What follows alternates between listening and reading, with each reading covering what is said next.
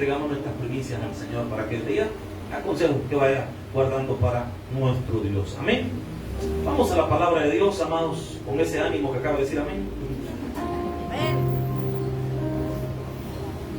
¿Qué es servir? Esa es la pregunta que vamos a tener este día. ¿Qué es servir? Evangelio de Juan, capítulo 12, versículos 24 y 26. Vamos a hablar acerca del servicio. ¿Qué es servir? Juan, capítulo 12, versículos del 24 en adelante. Cuando la cita encuentre, por favor, pongámonos de pie para mayor reverencia a la palabra. Por siempre tenemos partido, ore por nosotros y regálenos un copal para aguantar. Todo el que quiera ir, vamos, hermano, no se preocupe. Ahí vamos con todo, aunque sea de centro, estorbo izquierdo, vamos a estar, hermano. Juan 12, 24. ¿Lo tenemos, iglesia? Vea lo que dice la palabra de Dios, que leemos en el nombre del Padre, del Hijo y del Espíritu Santo. Declaramos juntos: yo soy quien la Biblia dice que soy. Vemos todos, hermanos.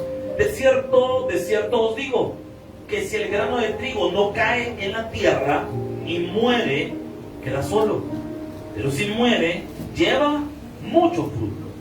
El que ama su vida, la perderá. Y el que aborrece su vida en este mundo, para vida eterna la guarda. 26. Si alguno me sirve, sígame. A donde quiera que yo estuviere, allí también estará mi servidor. Si alguno me sirviere, mi Padre le honrará. Padre, en el nombre de Jesús, te agradecemos en esta hora tu palabra y te suplicamos que sea un tesoro para nosotros hoy lo que vamos a aprender y que podamos entender lo que significa ser un servidor. Ayúdanos, Señor. En el nombre de Jesús lo pedimos todo. Amén y amén. Tome su asiento.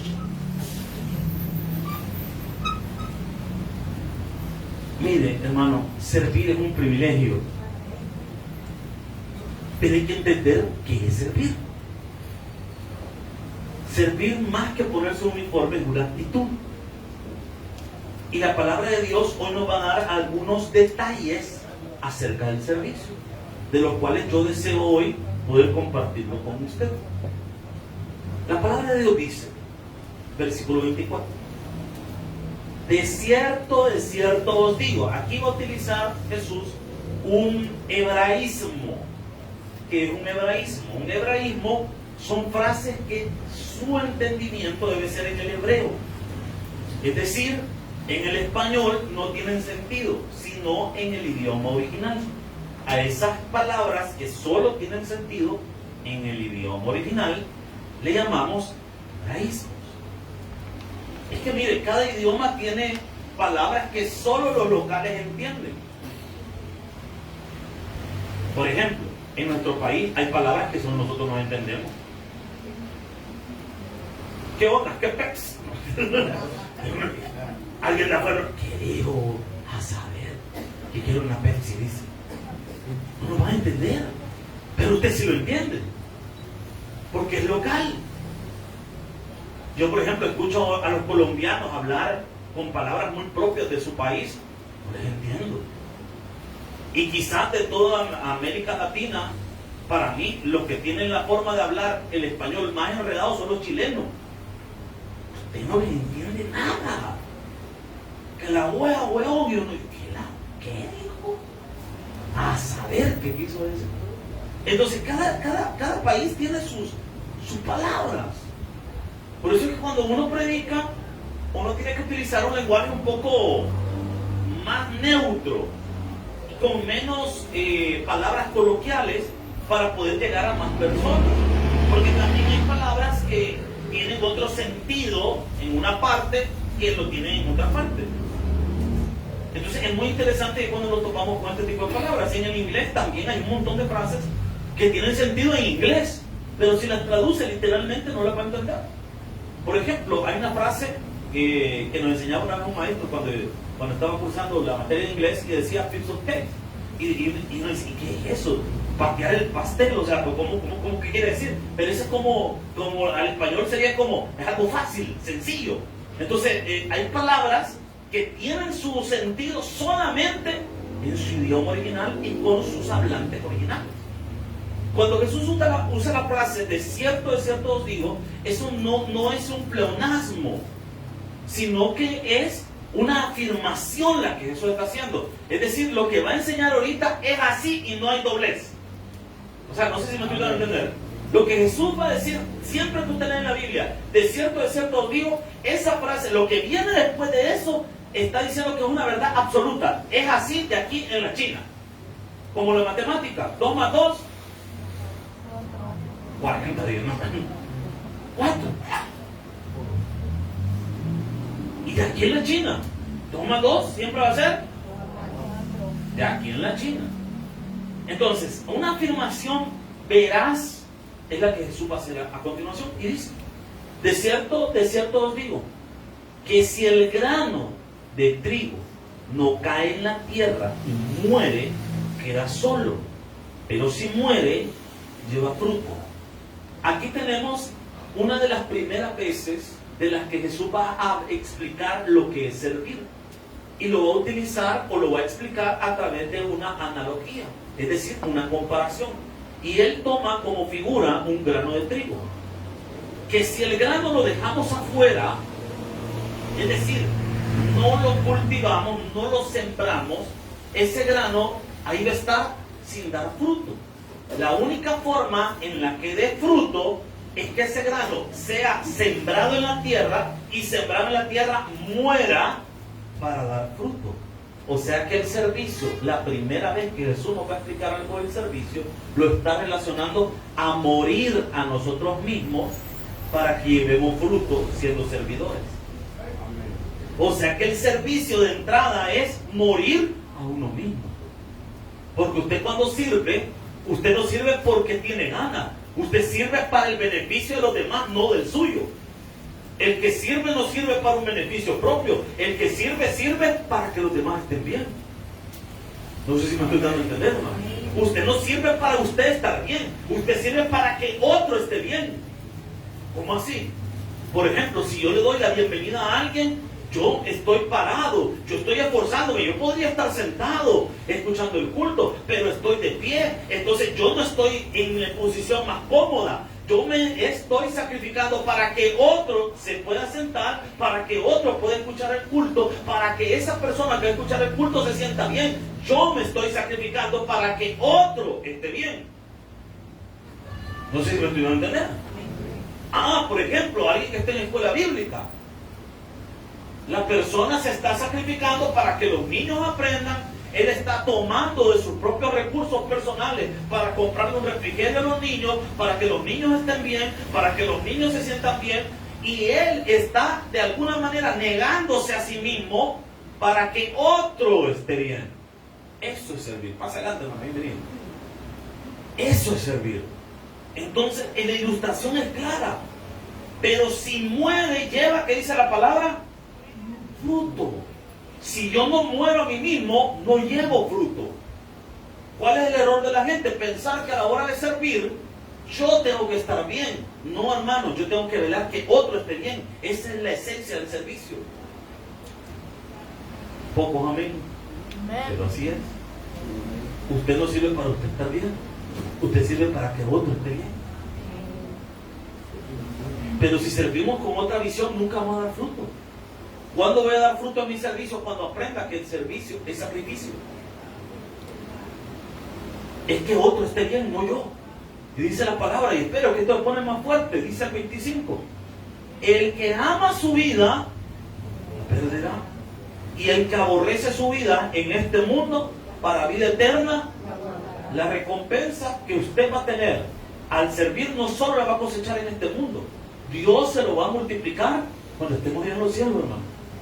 Porque la vida no acaba aquí. El día que estos ojos terrenales se cierren, se van a abrir nuestros ojos espirituales y vamos a estar con el Rey de Reyes y Señor de Señores. ¿De aplauso para Dios? Que allá en los cielos, hermano, también vamos a cosechar lo que hemos sembrado aquí en la tierra. Y espere que todavía se pone más fuerte esto, dice el 26. Si alguno me sirve, ¿qué dice que debemos de hacer? Vale. Primero, servir es morir a uno mismo. Lo voy a repetir. Primero, servir es morir a uno mismo. Yo me acuerdo, hermano, hace varios años, se cambiaron uniformes en el tabernáculo. Anteriormente todos servíamos con camiseta blanca, camisa blanca, corbata azul. ¿Cuántos acuerdan de la corbatita azul? Que tenía la estrella y la menorá abajo. ¿Cuántos acuerdan de eso? Hubieron dos versiones de la corbata azulita, una con letra blanca y una con letras doradas. ¿Cuántos acuerdan de eso? Ah, pues ya no fue la vuelta, hermano, porque fue hace rato, hermano. Entonces, mire, uno servía así, y a mí me gustaba servir así, porque, pues sí, bien elegantón se miraba uno, bien chivazo. Pero miren, en esas cambian los uniformes y ponen la guayabera.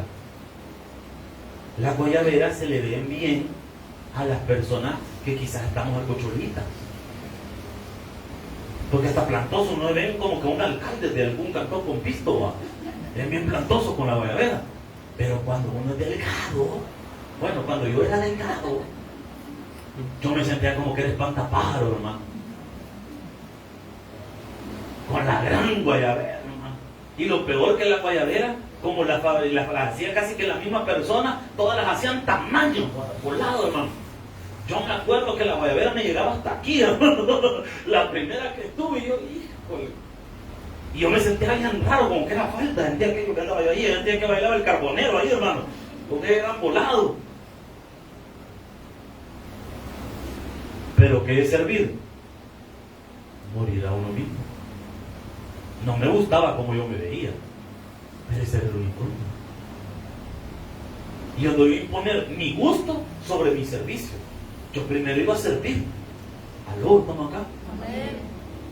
De ahí me recuerdo que en la iglesia en la que yo nací, en el Tabernáculo Pango, pusieron de uniforme el que anduviéramos con saco y corbata otra vez. Nos quitaron la guayabera, nos volvieron a poner saco y corbata. Y cuando el Tabernáculo Pango empezó, no tenía aire acondicionado al principio, no tenía eso. Eso lo tuvo después. Y era el calor como se sentía. Y cuando llegaban hermanos a cantar, y aquellos hermanos que lo ponen a aplaudir a uno con todo, no, hombre, hermano, no terminaba, pero así, hermano. Pero no lo hacía por amor. ¿Por qué? No lo hacemos por gusto, lo hacemos por amor al Rey de Reyes y Señor de Señores.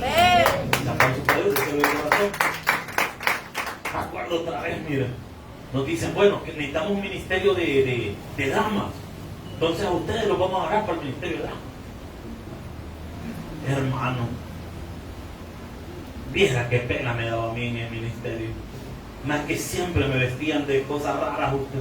Una vez me vistieron de faraón. Otra vez no, hermano. Para una Semana Santa dramatizamos la pasión de Cristo.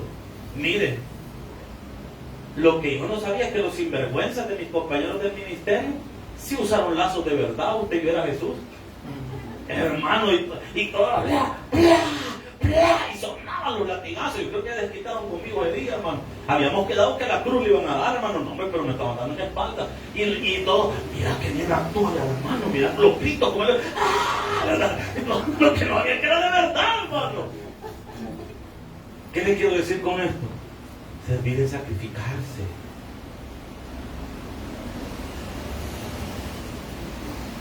Íbamos a predicar a las misiones. Como usted sabe, cuando uno está bicho, pues a uno le vale un poco la vida, ¿no? Como diría un amigo, le apesta la vida a uno, pero así es cuando uno está bicho, hermano. Miren, nos íbamos en un camino que en la parte de atrás, hasta Usulután, usted. Y a veces llovía. Y íbamos todos chupados, llegábamos a la sentita de chupados, hermano. A servir con los niños y todo tembloroso, porque después que pasa la lluvia, ¿verdad? Se siente el helado, hermano, en la carretera. Pero miren, cuando uno quiere servir, no le interesa. Uno lo hace. ¿Por amor a quién? A Jesús. Porque servir es sacrificarse. Oratorio de Concepción, me acuerdo. Pastor Rolando Pérez era el pastor en aquel momento del Tabernáculo Oratorio de Concepción. yo serví con él. Y me acuerdo que me dice, hey mono, me dice, mira, nos vamos a disfrazar de payasos para los niños. Démosle, pues, porque mire, si al final no le hace frente. Payasos cae mal, pero le hacíamos de payaso. No dábamos risa, creo que cólera y miedo le damos a los niños, ¿no? Pero servir es morir a uno mismo. No, hombre, una vez al pastor se le ocurre hacer un domingo judío usted. Y como servidores en ese momento no habíamos muchos. Nos tocó a nosotros también participar en la danza judía. Usted ya imagina a nosotros bailando el Habanaguila, y no, Habanaguila, no, hombre, hermano. Pena ajena, menos mal que no se grababan los cultos en ese momento, hermano. La vergüenza ahí nomás quedaba solo en el culto. Pero mire, uno aprende a morir a uno mismo, a servir, a hacer las cosas por Dios. Como yo siempre fui pastor en las misiones, andar en el campo y todo por lado, pero yo no crecí en el campo. Yo toda mi vida la viví aquí en San Salvador. Yo el único monte que conocía era el de las canchas. Yo otro monte no conocía, hermano. Las arañas más grandes que había visto en mi vida eran las que andaban en la casa, hermano.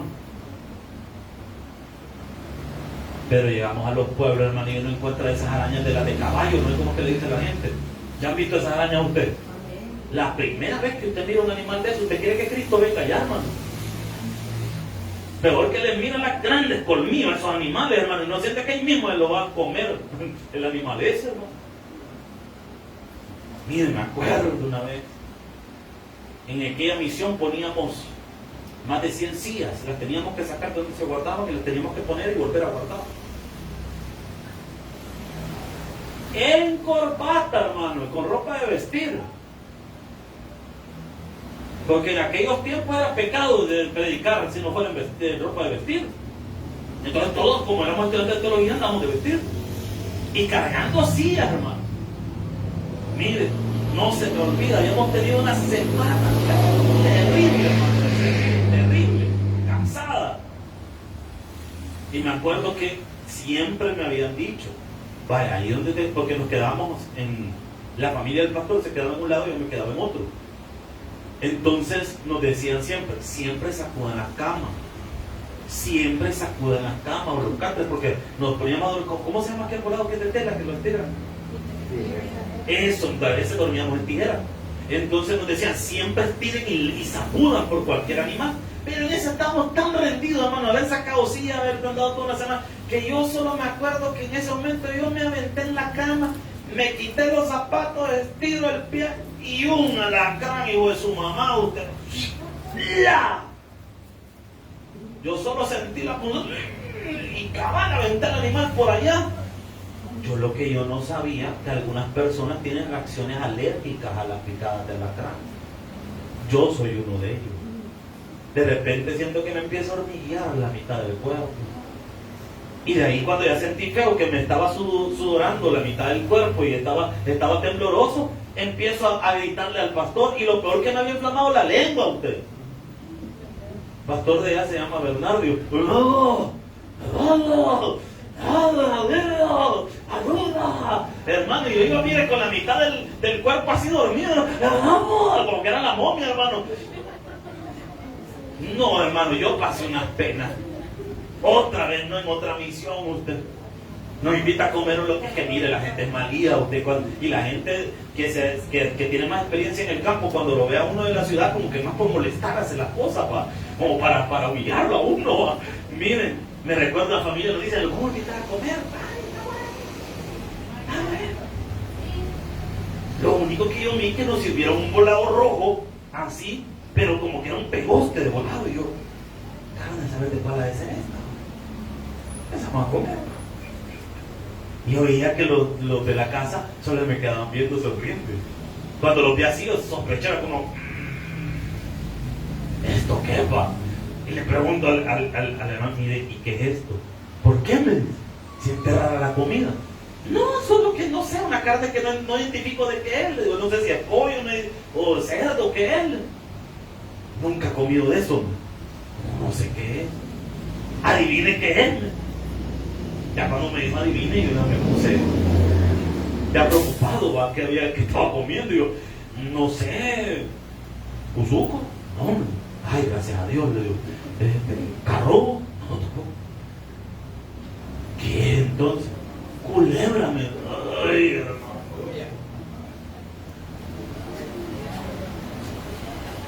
Y yo sentía que esa culebra me seguía moviendo en el estómago, hermano.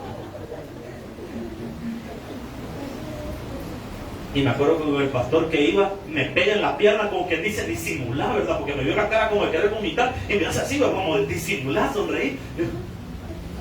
Porque la gente en los pueblos, hermano, que usted le da mal la cara, lo que le sirvieron lo matan, mi hermano. ¿Y cómo está la comida? Rica. Deliciosa, la bendita culebra. Contar que no sea la culebra del Génesis suficiente, ¿verdad? Hermano, porque servir es morir. No es fácil, pero uno tiene que hacer las cosas. No es si le gusta, no es si quiere, porque usted sirve por un bien mayor. ¿Y cuál es el bien mayor? El reino de Dios. Y cuando usted sirve, a usted no le importa estar bien, a usted le importa que el reino de Dios salga bien. Aló, iglesia. Y vea lo que dice la palabra del Señor: si alguno me sirve, sígame. O sea que servir es seguir a Jesús. ¿Y qué significa seguir a Jesús? Comportarme como Jesús lo haría, predicar como Jesús lo haría, buscar a la gente como Jesús la buscaría. Y dice después, y donde yo estuviera, que dice la palabra, ahí también estará, que dice la Escritura. Le pregunto yo, ¿y usted está donde donde Jesús lo quiere tener? Haciendo lo que Jesús lo quiere que usted esté haciendo. No, es que la verdad que mire, yo tiempo no tengo. Ok, está bien, no hay problema. Pero ¿y su Señor? ¿Y su Dios? ¿Por qué le ha retirado a su Dios? ¿Por qué le ha aventado a su Señor? Es que muchos de nosotros queremos las bendiciones de Dios, pero no queremos pagar el precio. ¿Cuál es el precio para que Dios nos bendiga? Y allí también mi servidor estará.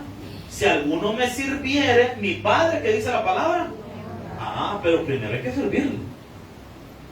Y habiendo hecho la voluntad de Dios, dice la palabra, obtengáis la promesa. Aquí hay un detalle bien interesante ahora en cuanto al servicio. El servicio también es distribuir el trabajo. Y vamos a ver cómo nace la idea del servicio en la iglesia. Porque nosotros entendemos cómo nace el servicio en el templo, en el tabernáculo de reunión y posteriormente en el templo de Salomón. Pero ¿cómo nace el servicio en la iglesia? ¿Dónde se origina el servicio en la iglesia? Veamos, vámonos al libro de Hechos, capítulo 6, versículo 1.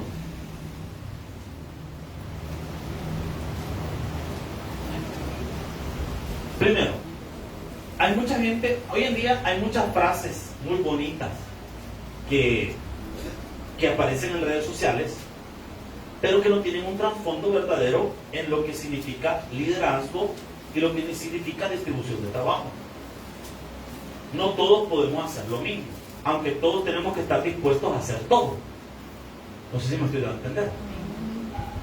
Todos tenemos que estar dispuestos a hacer de todo, pero hay que entender que el trabajo hay que distribuirlo para que podamos hacer mejor las cosas. ¿Por qué explico esto? Porque hoy en día la gente dice, no, es que los verdaderos líderes son los que se ensucian las manos. Y estoy de acuerdo, un líder tiene que ensuciarse las manos, pero lo que le corresponde y le compete hacer. ¿Por qué?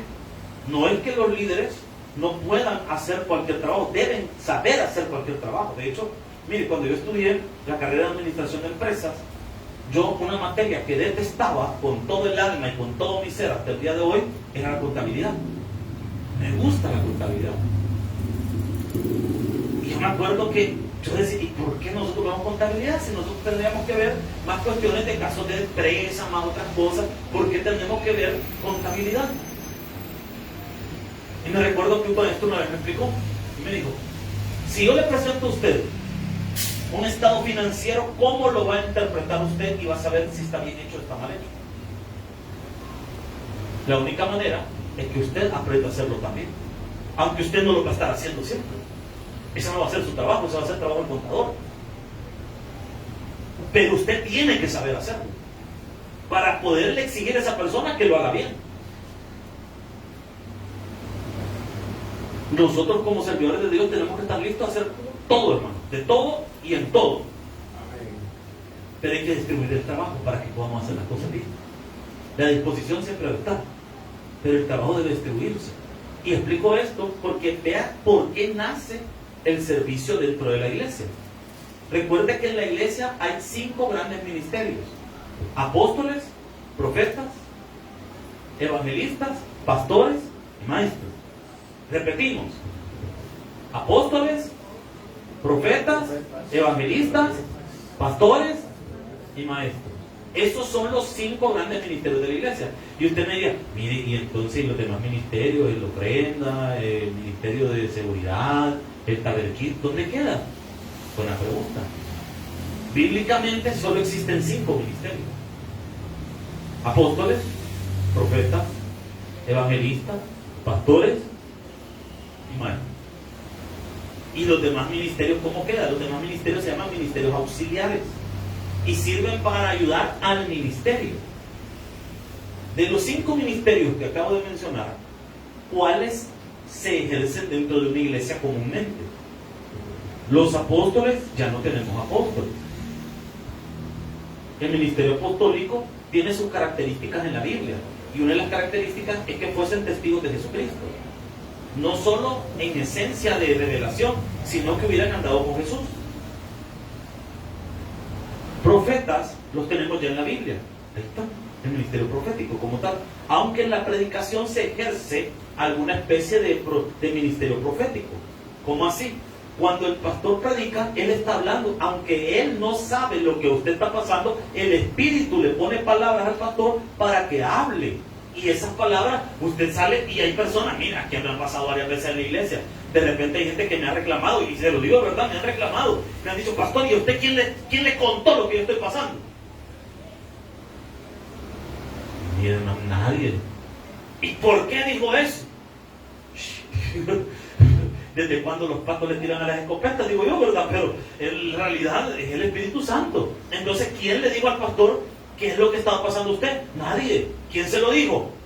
El Espíritu Santo. Pero no se lo dijo a él. Él solo habló, mas no supo por qué lo dijo. Cuando él preparó su sermón, ni sabía quizás lo que usted estaba pasando, pero Dios sí lo sabía. No sé si me estoy dando a entender, iglesia. Entonces hay un poco de ejercicio profético en la predicación. Aunque profetas como tales, en las iglesias, pues ahora difícilmente le podemos decir a alguien, mira, él es profeta, ¿verdad? O sea, difícilmente. Apóstoles, profetas, evangelistas. Hay evangelistas, por supuesto, ministerio evangelístico. Existen personas que Dios les ha capacitado para ir y ganar. Pero el evangelismo, mire, nosotros hacemos labor de evangelista, aunque no somos evangelistas. Pablo le dice a Timoteo, haz labor de evangelista. Pero Timoteo no era evangelista. Pastor, pero yo gano alma, yo voy a predicar, yo salgo a predicar, yo voy los domingos, yo voy esto, yo salgo a predicar con el ministerio los domingos, ok, pero usted no es necesariamente evangelista, aunque tenga un ministerio evangelístico. ¿Y quiénes son los evangelistas? Un Jimmy Swaggart. Imagínense el poder de convocatoria. Que si yo hoy imprimo un montón de volantes e invito personas para que vayan al estadio Cuscatlán, voy a alquilar el estadio Cuscatlán y voy a predicar, y empiezo a volantear y a mandar invitaciones para que lleguen hermanos allá, y vamos a tener una campaña evangelística en el estadio Cuscatlán, yo creo que ni ustedes llegarían. Yo creo que ni ustedes llegarían. Hombre, que mire que el tráfico, yo por me quedé, mi hermano, no pude llegar, va. ¿Y por qué pasaría eso? Porque al evangelista Dios le da un respaldo especial. Imagínense que estos hombres de Dios llenaban estadios, o llenan estadios. ¿Y cómo funciona eso? Pues Dios obra. Dante Gebel cuenta en su testimonio que Dios le puso predicar en un estadio en Argentina, y dice él, cuenta él, que nadie lo conocía, pero que Dios le había dicho que ese estadio se iba a llenar. Y la gente llegó y le preguntaba a la gente, ¿y usted sabe quién va a predicar? No sé, pero el evento aquí está, entonces yo vine al evento. ¿Cómo es que la gente llegó a un evento sin saber que iba a predicar? Solo el Espíritu Santo hace eso. ¿Y por qué hace eso? Porque ahí está respaldando el ministerio del evangelista. Que usted gane un alma no lo hace evangelista, usted está haciendo la labor de evangelismo, la labor de evangelista. Pero para que sea evangelista es otra onda, hermano. ¿Aló? ¿Estamos acá? Entonces solo nos quedan 2. Ya eliminamos 3 de los 5. De los 5 que tenía, ¿se acuerdan? Solo me quedaron 2. Pastores, pero aquí hay una cosa. No todos los maestros son pastores, pero todos los pastores tienen que ser maestros. ¿Por qué? Porque tienen que enseñar. Entonces, si tenemos solo 2 ministerios ahorita, cuando le digo que los demás ministerios funcionan en labor de apoyar el ministerio, ¿cuál ministerio es el que estamos apoyando entonces? El pastoral. Y todos los demás ministerios se suman para apoyar el ministerio pastoral. ¿Ya me está entendiendo cómo funciona la iglesia? Amén. Es que todos los ministerios acá funcionan en virtud de apoyar este momento que se predica la palabra. Desde los hermanos de seguridad, las hermanas de acomodación, los hermanos de ofrenda, los hermanos de tabernáculo, torre fuerte, multimedia, todo debe funcionar para que este momento en el que se predica la palabra, todo camine bien. O sea que lo más importante a la hora de la predicación es la predicación. Lo demás no interesa, lo demás solo funciona en virtud que eso de la predicación sea lo que funcione. Pastor, ¿y de dónde saca eso? De la Biblia, se lo muestro. Vea lo que dice la palabra, Hechos 6:1, ¿lo tenemos, iglesia?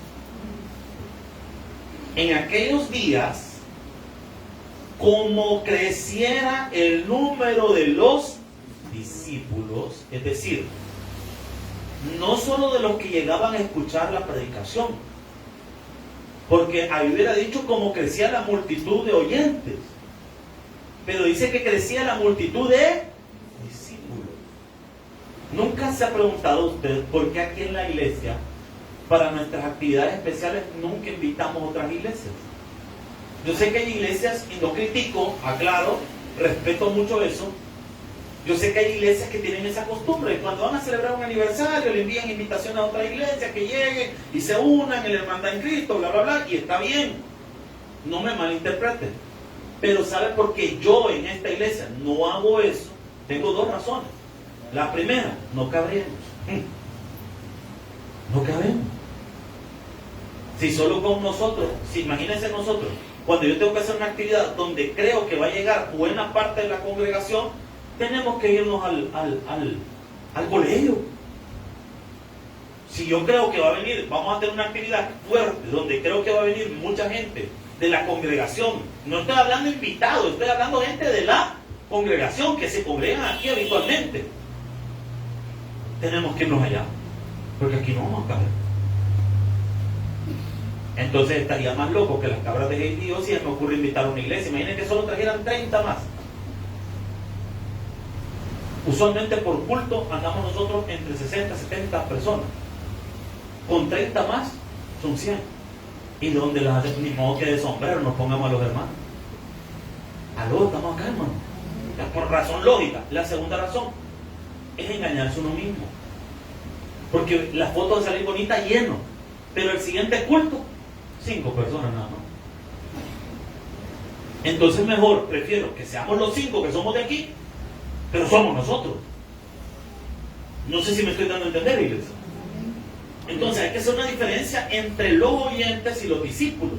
¿Quiénes son los discípulos? Ojo con lo que les voy a decir. El discípulo es la persona que se congrega habitualmente en la iglesia, participa de sus diezmos y ofrendas en la iglesia, colabora con las actividades de su iglesia. Esa persona ya es miembro de esa iglesia, es decir, ya es un discípulo. Aquí no solo habían oyentes, ya tenemos que había un gran número de discípulos. O sea que ya había gente lista para poder servir. Porque para poder servir hay que estar listo. Nosotros aquí en la iglesia, como regla general, cuando viene alguien nuevo a la iglesia, para que pueda comenzar a servir, debe sentarse a escuchar culto por lo menos 3 veces. ¿Por qué por lo menos 3 meses? Porque en 3 meses ya conoce cómo funciona la iglesia. Ya sabe que aquí las cosas las hacemos de esta manera. Y aquí, o sea que aquí primero recogen la ofrenda y después los anuncios, ¿sí? Porque usualmente en las iglesias primero van los anuncios y después la ofrenda. Pero nosotros lo hacemos diferente. No sé si me estoy dando a entender. Amén. O sea que aquí el Salmo 41, ¿cómo funciona? No, es que el Salmo 41 es una canasta que le dan. Pero que otra iglesia es diferente. Exacto. Por eso es que en esos 3 meses la persona se va aclimatizando, conociendo cómo funciona esta iglesia. Para cuando ejerce ya su servicio, ya sabe cómo funciona esta iglesia. ¿Me está siguiendo, iglesia? Amén. Ahora, vea qué más pasaba acá. En aquellos días, como creciera el número de los discípulos, hubo que dice, mire, de tiempos antiguos había chapelino, decía, de los griegos contra los hebreos, de que las viudas de aquellos eran desatendidas en la distribución. Vale, le voy a explicar. La iglesia primitiva había cometido un error de interpretación bíblica. El error de la iglesia primitiva es que ellos pensaban que Cristo venía de forma inmediata. Pero Cristo no viene de manera inmediata, viene de manera inminente. Esas dos palabras cambian el tiempo de las cosas. ¿Cómo así? Que es algo inminente, algo que va a pasar sí o sí. ¿En qué momento? No sé, pero va a pasar. ¿Cómo qué? ¿Quiénes están solteros aquí? No tenga pena, hermano, levante la mano, no lo puedo agarrar de base. ¿Soltero? O sea que todas tienen. Está bien. De los que están solteros, aquí no va a levantar la mano. Solo no levanten la mano, solo es por efecto de la ilustración. ¿Quiénes quisieran casarse? Algunos dirían, yo. ¿Qué sería lo inminente? Que se va a casar en algún momento. ¿Cuándo va a ser eso? Quizás en la boda del Cordero, pero en algún momento de la vida, quizás se va a casar. O sea, ¿qué es eso? Es algo inminente. Es decir, puede pasar o va a pasar. En cambio, algo inmediato, ¿qué es? Algo inmediato es que eso va después de otra cosa. ¿Cómo así? Al finalizar el culto, nos vamos a ir a jugar el partido que tenemos pendiente. Eso es inmediato. ¿Qué quiere decir? No va a haber intervalo. Terminando el culto, terminamos el servicio, nos subimos a los carritos y nos vamos al deporte que vamos a ir a practicar. Eso es algo inmediato. Entonces, ellos pensaban que Cristo iba a venir de forma inmediata. Seamos lógicos, pongámonos en los zapatos de alguien del primer siglo. Si me están diciendo desde el púlpito que Jesús viene inmediatamente, ¿qué empezó a hacer la gente? Ya no trabajemos, porque si Jesús ya viene, ¿para qué vamos a trabajar si Jesús ya va a venir? Y la gente empezó a decir, mire, ¿y por qué mejor ya no vayamos a la casa? Quedemos de una sola vez aquí en la iglesia a vivir todos, esperando que Jesús viniera. Cuando hay un mover del Espíritu tan fuerte como ese que hubo en la iglesia del primer siglo, a esos moveres o a esos despertares por la palabra le llamamos a veces avivamiento. Esto, pongan mucha atención. El avivamiento no tiene nada que ver con la gente que baila, ni con la gente que usa mantas para bailar o danzar, o con los dones espirituales. No, hombre, si en la Biblia encontramos un avivamiento en el libro de Reyes, ahí está el avivamiento de Ezequías. ¿Y qué hizo la gente con el avivamiento de Ezequías? Volvieron a la palabra. Aquí tenemos otro avivamiento. ¿Cuál fue ese avivamiento? La gente volvió a la predicación y al estar cultos en la iglesia. Entonces, habiendo aclarado eso, por ejemplo, el año antepasado hubo un avivamiento en una universidad en Estados Unidos, no sé si recuerdo, fue bastante famoso, que empezaron a cantar y a predicar y no se fueron por días, ahí estuvieron los estudiantes, no se iban, solo siguieron ahí cantando, alabando, se iban a comer, regresaban, dormían un rato, regresaban y ahí estaba culto continuo. Y la gente se pregunta, ¿y por qué les agarró eso? Es que quizás les pasó como en el libro de los Hechos. Toda la gente se quedó a vivir ahí. Entonces, como se quedaban a vivir ahí, algunos hermanos de sus riquezas vendían o daban el dinero para que se comprara comida y todos pudieran comer. Pero aquí tenemos un problema. ¿Cuál es el problema? ¿Cuántos servidores tenía la iglesia en ese momento? ¿Alguien me puede decir? Pregunta de examen. ¿Alguien? Con valentía, no tenga pena, hermano, equivocarse. 5 dicen algunos. 7 dicen algunos. 12 dicen algunos. Le voy a dar la respuesta. Ninguno. No habían servidores. Solo habían apóstoles. Y ni siquiera estaban 12, habían 11. Porque uno, el que está en dudas es Matías, si realmente fue apóstol o no apóstol. Entonces, siendo certeros, solo tenemos 11. 11 servidores. Solo póngase a pensar, ¿cuánta gente se convirtió en la primera predicación de Pedro? Más de 5,000 personas. ¿Cuánta gente cree usted que había ahí? Por lo menos ahí habían unas 4,000 a 5,000 personas. Y darle de comer a 4,000, 5,000 personas, solo 11 pelones, hermano. Era una tarea de locos. Y obviamente preparar comida no es solo que en aquel momento no había Uber Eats, hermano. Yo voy a llamar a la pizza y por favor tráigame, quiero ver, son 5,000 personas, unas 1,000 pizzas, tráigame. Mire, consigan unas 5,000 hamburguesas del Burger King, una Whopper doble, por favor, para cada uno. ¿Para qué no? ¿Cuál es la única manera de tener comida? Prepararla. ¿Y quiénes la preparaban? Los apóstoles. Hermano, mejor dicho, hermana, con que usted hace chibola con los 4 que tiene en la casa. ¡Ay, estoy cansado! ¡Hoy no vamos a comer! Dice, hermano. ¡Estoy cansado! Si quieren, vean ustedes que comen. Así llega la hermana después del culto. Ahora imagínense cocinarle a 5,000 personas. Tarea de loco, hermano. Entonces, obviamente, ¿quién ha cocinado para más de 20 personas aquí? ¿Alguien que haya cocinado para más de 20? ¿Ah? ¿Ah? Mano Pedro, ¿cuántos llevó, hermana Ana? Mano Pedro, dígame cuántos llevó a cocinar para unas 20 personas. En el tiempo. Tiempo. Bueno, tuve que buscar más para que me dieran casi 4 horas. 4 horas, excelente. Hermana Ana, ¿tu experiencia? Sí, depende de la hora. Ajá. Si es para el almuerzo, toda la mañana. Toda la mañana, ok. Gracias, ya me da un parámetro, unas 5 horas, hermano. 5,000 personas. ¿Cree usted que nos echaban todo el día cocinando? Vale, ahora la pregunta es, ¿en qué momento preparaban los mensajes? Entonces ahí tenemos un problema. Obviamente iba a haber murmuraciones porque la gente, mire, los seres humanos mochucas, hermano, el hermano que tiene la casa son mochucas, fíjense. Mire, cuando alguien tiene hambre, como que se le apaga el raciocinio, hermano. ¿Por qué estaban murmurando?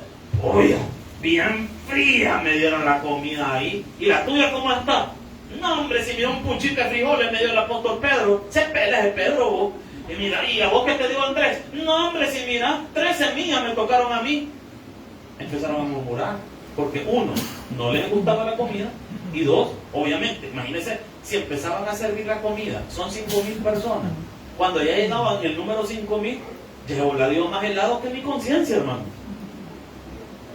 Entonces, obviamente, la gente comenzaba a quejarse. Era obvio. Es que usted cree que toda esta gente era como perfecta, gente santa, sin errores. No, hombre, eran malías, igual que nosotros. Ahora, versículo 2. Entonces los 12, recuerde que así se le va a llamar siempre a los apóstoles, una referencia a los apóstoles, porque eran 12 inicialmente, pero sabemos que se acercó. Entonces los 12 convocaron a la multitud de los, eran muchos, y dijeron, ojo, como nace el servicio, no es justo que nosotros dejemos la palabra de Dios para servir a las mesas. Ojo, no está diciendo que es malo servir a las mesas, o que por ser apóstoles o pastores no podían servir las mesas. No está diciendo eso. Lo que está diciendo es que no es justo que por servir las mesas ellos estén descuidando la predicación. Un error muy común que cometemos los pastores, y es sobre todo nos ha pasado a todos, se lo digo por experiencia propia. Cuando uno inicia la iglesia, uno quiere ser Superman. A mí me pasó. Yo quería ir a todos los evangelismos, yo quería hacer todo en la iglesia. Es más, si se acuerda de aquel tiempo, como de seguridad, solo teníamos al bondadoso hermano Víctor, nada más, que ya el Señor lo llevó, para descanse. El hermano Víctor, él es de otra iglesia. Entonces, el hermano Víctor, solo teníamos a él, que era el único valiente que estaba en seguridad. Y cuando venían los hermanos, obviamente esperaban que se parqueara. Entonces, ¿qué me tocaba a mí hacer? Yo salía también a parquear los carros. Tocaba. De repente hacía falta algún servidor o alguna ministerio de acomodación. No empezó de un solo, siendo el ministerio de acomodación que tenemos ahora. Eran pocos hermanos, eran pocas hermanas.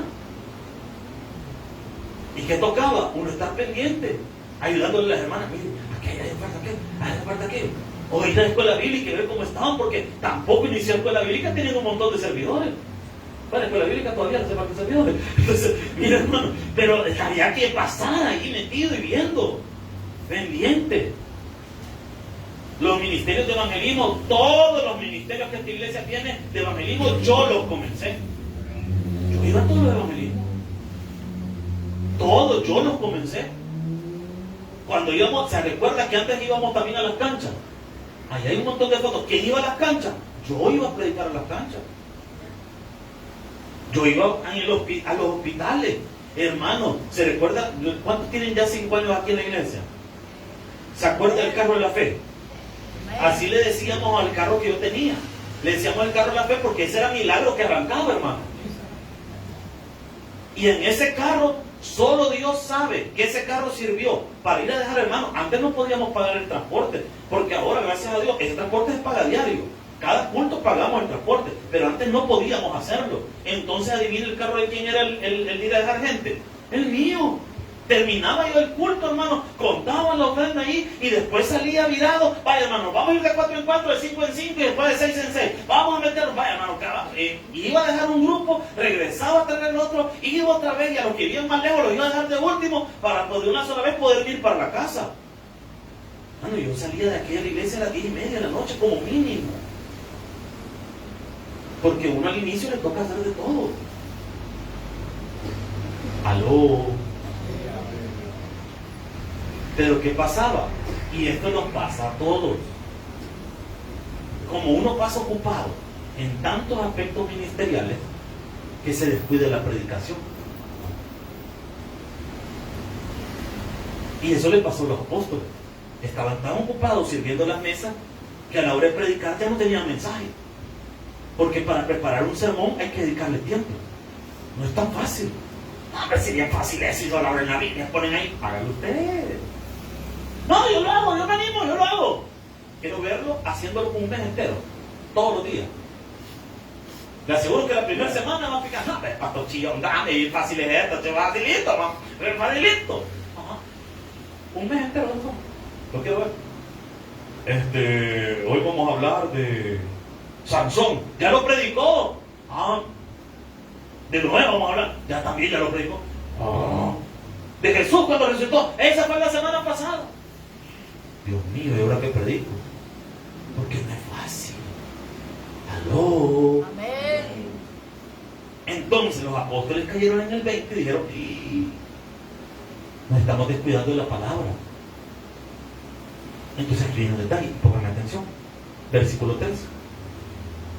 Buscad pues, hermanos, entre vosotros a 7 varones. Inicialmente iban a ser solo hombres, pero posteriormente sabemos que también se incluyeron servidoras.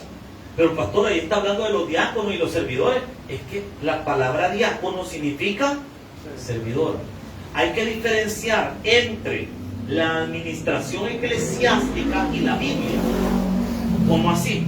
En la administración eclesiástica, es decir, el orden de la iglesia, nosotros tenemos un pastor general, supervisores de misiones, pastores encargados de iglesias, pastores asociados o misioneras. ¿Cómo así? Por ejemplo, nosotros no ordenamos pastoras en nuestra organización. No ordenamos pastoras. Hay otras iglesias que tienen pastoras, pero el tabernáculo no tiene pastoras. Tenemos misioneras. A las hermanas que se gradúan de teología no se ordenan al ministerio, sino que solo se gradúan, y cuando ellas ejercen el oficio dentro de la iglesia se le llama misioneras. Aquí tenemos tres misioneras que están graduadas en teología. Tenemos a mi esposa, hermana Silvana, hermana Patti, que por cierto delante de la central es como el pastor asociado, el equivalente al pastor asociado aquí en la iglesia. Por eso es que la hermana les pregunta cosas a ustedes, o les pregunta cosas, no es por pila, es porque ese es su trabajo dentro de la iglesia. Y tenemos a nuestra hermana Dinora, que también es graduada en teología. Ellas tres en la organización de la iglesia serían misioneras. ¿Me estoy dando a entender? Eclesiásticamente hablando, porque se graduaron del seminario de teología y están sirviendo en la iglesia. De ahí van los líderes de ministerio, servidores en general. Pero en la Biblia no existe esa organización. No existe ni pastores generales, ni tampoco existe misioneros o supervisores de zona. Eso no existe en la Biblia. Aunque eclesiásticamente sí puede existir, en la Biblia no lo vemos. Y es bueno marcar esa diferencia. En la Biblia solo existen apóstoles, profetas, evangelistas, pastores, maestros. Abajo de ellos están los diáconos. Y ya no hay más. Solo eso hay en la Biblia. Ya no hay más servidores, no hay más escalas, solo esas dos existen. No sé si me estoy dando a entender, iglesia. Entonces, a todo servidor en la Biblia se le llama diácono. ¿Estamos claros, hermano? Así que todos ustedes que sirven bíblicamente son diáconos y diaconisas. Ahora, póngale atención a este detalle. Como diría mi mentor, chúpese este bomboncito. Yo lo veo a algunos que el cerebro, lo veo a algunos que como relax. No le quita la salvación lo que le estoy diciendo, hermano, tranquilo. Versículo 3. Buscad pues, miren cómo deben ser los servidores. Hermano. Para servir necesita ser convertido. Necesita haber recibido a Cristo como Señor y Salvador personal y haberse bautizado. Así que los hermanos que están sirviendo y no se han bautizado, yo no sé qué está esperando usted. Bautícese, varón. Dígale al hermano que tiene la par, bautícese. Si es bautizado, no tenga fe. Pero si no se ha bautizado, dígaselo, hermano, no tenga fe, bautícese. No va a ser que no sea bautizado. O como decía mi abuela, y que no son bautizados, bicho.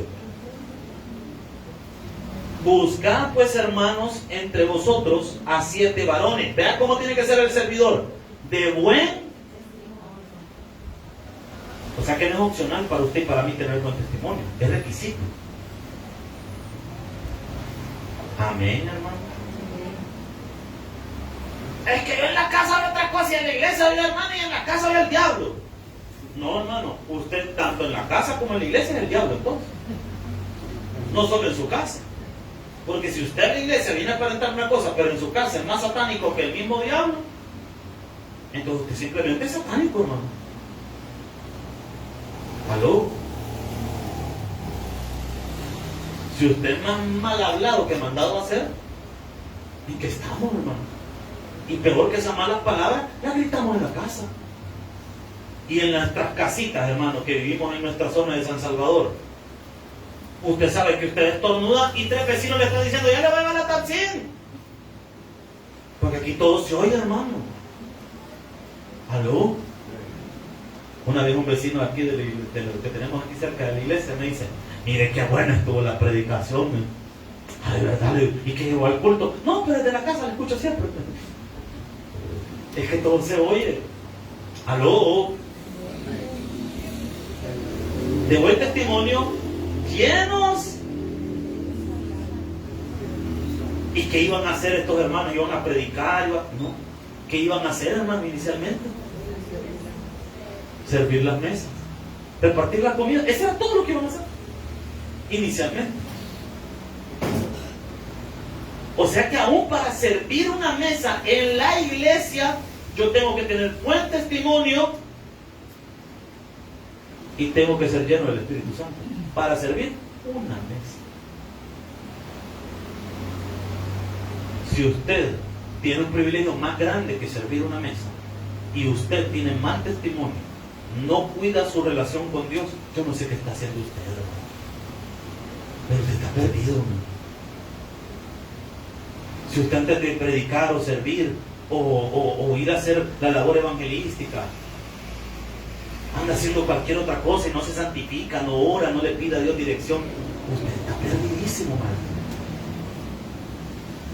Porque para servir las mesas era necesario tener buen testimonio y ser lleno del Espíritu Santo para servir la mesa. No se diga para hacer otra cosa. Aló, iglesia. Lleno del Espíritu Santo, de sabiduría, y vea lo que dice la palabra. A quienes encarguemos, ¿qué dice la Biblia? O sea, los apóstoles ya no iban a servir las mesas, iban a ser los diáconos. ¿Sabe qué pasa? Que hay gente, y se lo digo por experiencia. Por experiencia, a mí me ha pasado. Cuando dejé de ir al evangelismo de domingo, porque me quedo, los que no saben qué me quedo haciendo el domingo en el que ustedes andan ganando alma, estoy ordenando todas las facturas de la iglesia para entregárselas al contador. Que tengo que ordenarlas toda la semana. Y no son una ni dos, son un montón que puedo enseñar. Y eso es lo que me quedo haciendo. Cuando dejé de ir al evangelismo de domingo, porque mi manera de trabajar en el evangelismo es esta. Yo abro el ministerio de evangelismo, lo preparo, le enseño a la gente que van y después delego un líder. ¿Y después qué hago? Me saco del ministerio, dejo a alguien ahí encargado y abro otro de evangelismo. Y así voy. Así fue con Rueba Rapá. Así va a ser con pan y chocolate. Ahorita estoy yendo, pero después no puedo dejar que vayan solos, tienen que aprender. Por eso hoy les voy diciendo a los hermanos, vaya, mire, primero se hace esto, hagamos esto, vamos aquí, hagamos allá, pero lo estoy preparando para que después vayan solos. ¿Aló? ¿Me está siguiendo, iglesia? Cuando dejé de ir primero al evangelismo de domingo, ¿sabe que alguien me dijo? No, hombre, pastor, del ejemplo, vaya usted. Esta persona, aparte de ser irrespetuosa y desubicada, no ha entendido cómo funciona el liderazgo en la Biblia. Porque ¿qué es lo que dice que los apóstoles iban a hacer? A quienes les encarguemos díganlo, hermano, sin miedo. A quien le encarguemos o sea que servir es trabajo. Pero se lo iban a encargar a alguien más, ya no iban a estar los apóstoles encima. Los hermanos tenían que empezar a trabajar. Porque ¿qué chiste tiene delegar a alguien de líder si todavía el apóstol o el pastor, en este caso y en nuestra iglesia, tienen que estar haciendo las cosas? Pero no tiene chiste. Entonces, para el caso no tomemos líder que siga siendo el pastor encargado de todo. No sé si me doy a entender, hermano. ¿Qué pasa en una iglesia donde el pastor hace todo? La iglesia ya no crece. Porque la iglesia se multiplica cuando más ministerios se abren y más gente se va encargando de más trabajo. No sé si me estoy dando a entender, iglesia. Imagínense si el pastor fundador le hubiera tocado a estar liderando todos los ministerios, estar pendiente de toda la gente que servía en la central. No hubiera aguantado. Imagínense que nosotros aquí hay como 70 y algo de sillas puestas. 70 y algo de sillas puestas. ¿Cuánto tiene un módulo en la central?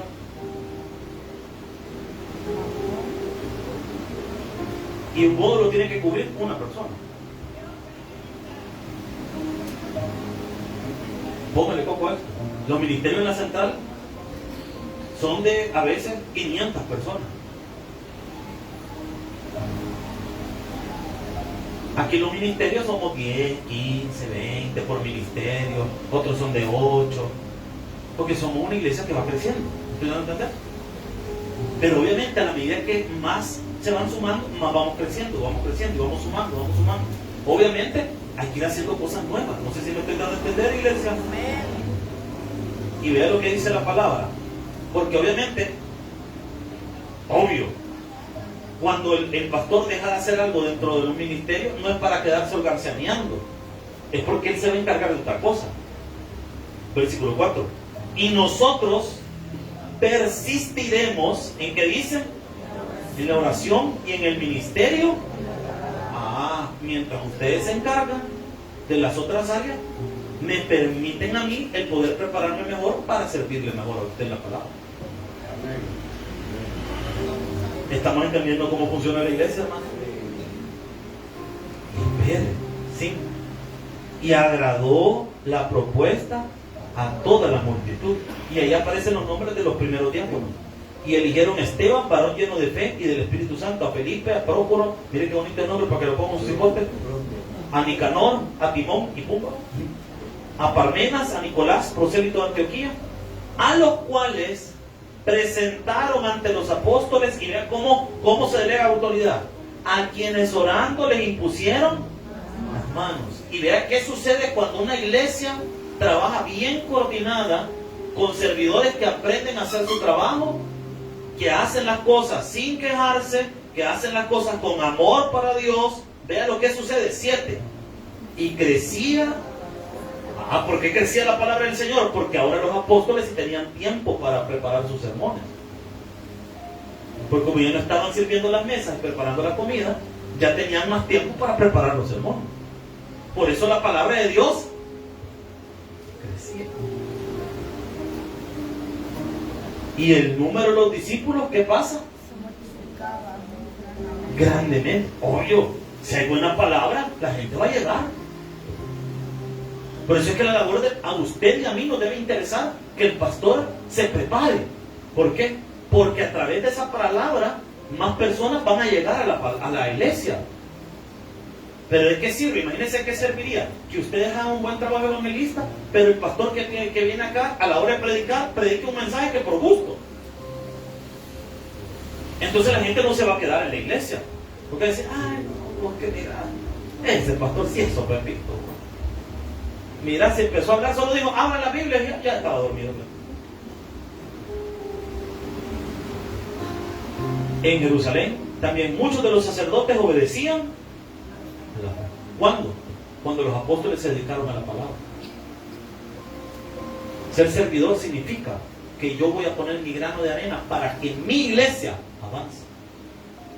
No voy a hacer carga yo para mi iglesia, yo voy a ayudar a mi iglesia.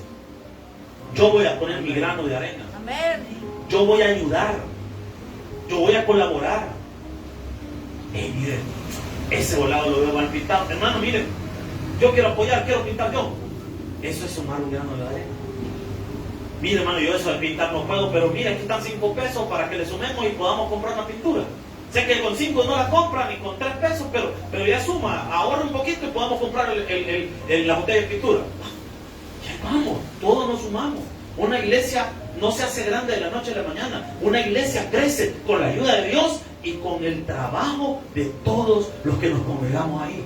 No es el éxito de un pastor, es el éxito del Espíritu Santo a través de todos los que hemos puesto nuestra fe en Cristo Jesús. Un fuerte aplauso al Señor. Padre, te damos gracias, Señor, por lo bueno que tú eres. Gracias, mi Dios, porque tú nos ayudas, porque tú nos proteges, porque tú nos guardas. Gracias, Señor, porque tú estás con nosotros. Gracias por enseñarnos la palabra y a entender, Señor, que estamos bajo una organización que debemos respetar, amar y cuidar. Señor, ayúdanos a cuidar nuestra iglesia, a cuidar la obra. Permítenos, Señor, seguir adelante. Gracias, Dios, porque tú estás con nosotros, porque tú nos proteges, porque tú nos guardas, porque tú nos ayudas. Dios nos contiene en nuestras casas, Señor, y permítenos regresar el día de mañana para estar en nuestro culto de milagros.